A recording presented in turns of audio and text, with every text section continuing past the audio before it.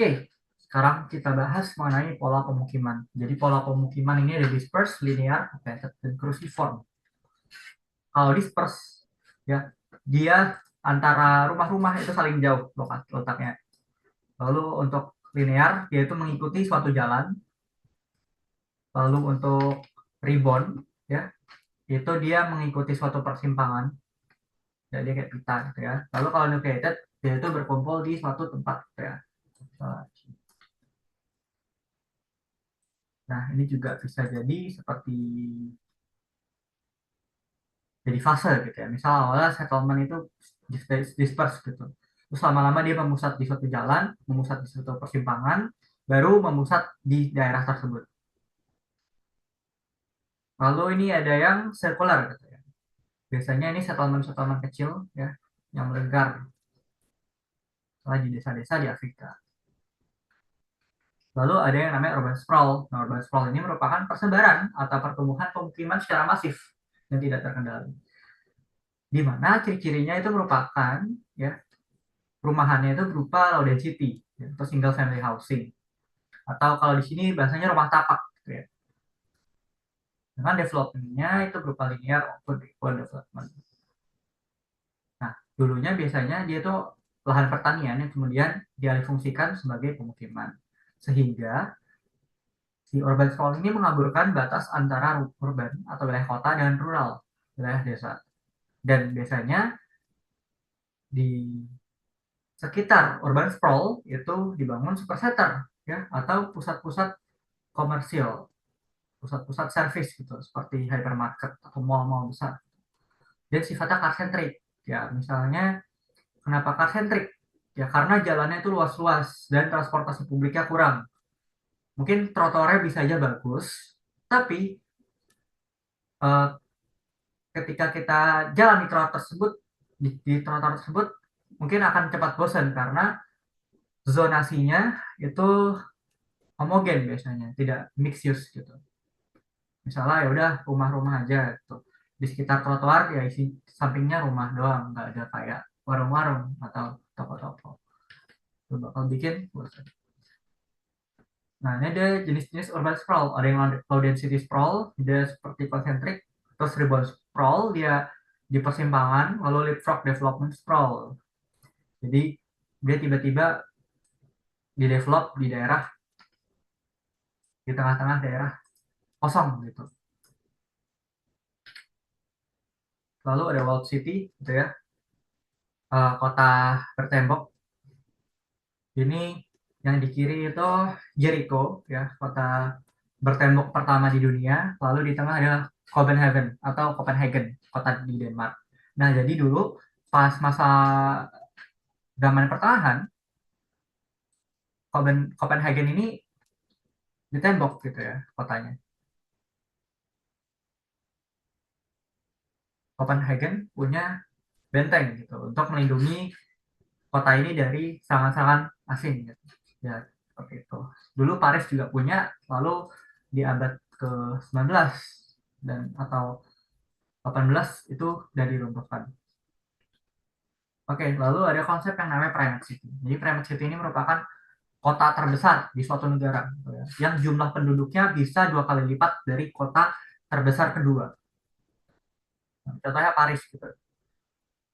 Nah, kemudian ini makin besar jumlah penduduknya makin banyak gitu ya lingkarannya. Ini contohnya Paris, di mana dia penduduknya sangat besar. Lalu untuk Marseille, ya, kota Marseille itu jauh di bawah kota Paris penduduknya. Nah, dia tuh mirip grafik, kalau dijadiin grafik dia akan membentuk grafik seperti ini, di mana kota satu dengan kota dua terbesar itu jauh bedanya. Nah, ini kasusnya di India. Oke, sekarang kita bahas perbedaan desa dan kota. Nah, desa ini merupakan wilayah yang guyup, ya, masyarakatnya guyup atau Gemeinschaft, dengan kehidupan yang erat dengan alam, toleransi dan gotong royong, dengan kepadatan penduduk yang rendah, dan kegiatan ekonominya mayoritasnya itu agraris maupun ekstraktif. Biasanya bertani, nelayan maupun berkebun atau berternak. Lalu Kota ini sifatnya paten ya, penduduknya atau Gesellschaft, dan mengandalkan ilmu pengetahuan dan teknologi biasanya. Lalu lapangan pekerjaannya bermacam-macam dan kepadatan penduduknya tinggi, dan sifat penduduknya itu individualis. Di sini ada tahapan jenis desa. Tahapan desa itu awalnya tradisional gitu ya, terpencil. Lalu ketika dia udah, kalau terpencil ini kayak misalnya suku-suku terpencil di Amazon gitu ya. Lalu dia berubah jadi desa swadaya ya, ketika dia udah mengalami proses agrikultur, ya, dia udah mengenal cara bertani, jadi desa swadaya. Lalu desa swakarya, di mana dia ini udah mengenal yang namanya teknologi. Dan pekerjaannya itu nggak cuma bertani aja, udah mulai banyak. Lalu kalau desa swasembada, dia udah mirip-mirip dengan kota, tapi secara administratif masih desa. Lalu ada rural urban continuum gitu ya. Jadi penamaan dari batas-batas di antara urban hingga rural. Pertama ada metropolitan city, small city, suburban community, ya,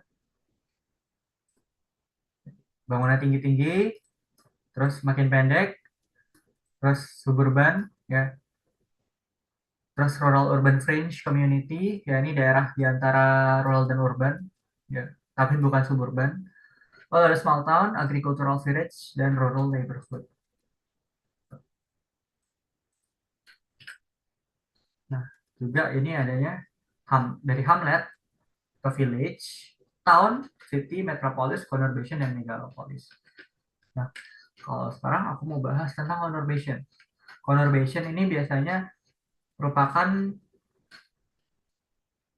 suatu daerah ya, di mana batas antar kotanya itu tidak terlihat. Ya, misalnya di Jabodetabek, batas antara Jakarta, Tangerang, dan Bekasi, Depok ini tidak terlihat. Ya. Build up areanya tergabung. Begitu pula di Tokyo Greater Area, ya, di mana dari kota Tokyo, Saitama, Chiba, Kawasaki, dan Yokohama itu sama-sama tergabung. Lalu ada megalopolis. Nah, kalau megalopolis ini masih ada batas-batasnya, tapi merupakan daerah yang di mana terdapat kota besar, gitu ya. Misalnya di East Coast USA, ya. Di sini kalau ini kan conurbationnya tri-state area gitu, New York, Newark, sama Jersey City.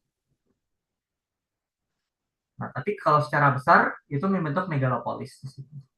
Ya, ada kota-kota besar kayak Boston, lalu ada New York, New Jersey City, Philly deh, terus Baltimore, gitu ya. Pokoknya kota-kota besar, sama Washington DC. Lalu di sini juga ada konsep banana di Eropa.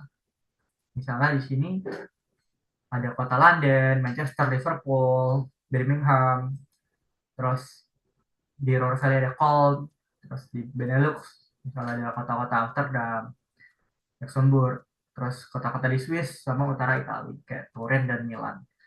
Tuh, ini membentuk suatu garis gitu ya.